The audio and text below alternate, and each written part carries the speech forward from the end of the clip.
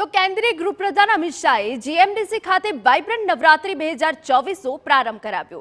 દર વર્ષે જીએમડીસી ખાતે રાજ્ય સરકાર દ્વારા વાઇબ્રન્ટ નવરાત્રીનું આયોજન કરવામાં આવતું હોય છે। વર્ષ 2011માં ગુજરાતના તત્કાલીન મુખ્યપ્રધાન નરેન્દ્ર મોદીએ વાઇબ્રન્ટ નવરાત્રી મહોત્સવની શરૂઆત કરાવી હતી। ત્યારથી અત્યાર સુધી પાછલા 13 વર્ષથી અવિરત વાઇબ્રન્ટ નવરાત્રીનું આયોજન કરવામાં આવે છે।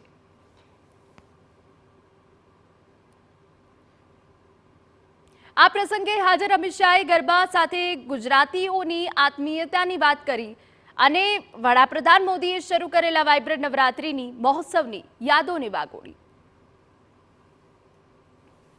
આજના દેશના વડાપ્રધાન અને એ વખતના ગુજરાતના મુખ્યમંત્રી નરેન્દ્ર મોદીજીએ ગરબાના મૂળ સ્વરૂપને જાળવી રાખવા માટે ગુજરાત નવરાત્રી મહોત્સવની શરૂઆત કરી અને ત્યારથી લઈ 2024 સુધી આ જગ્યા પર આ જ સ્થાન પર 9 દિવસ સુધી લાખો લોકો અલગ અલગ વેશભૂષામાં અલગ અલગ શ્રદ્ધા અને માન્યતા સાથે આ વાઇબ્રન્ટ ગુજરાત નવરાત્રી મહોત્સવને માણવા આવે છે।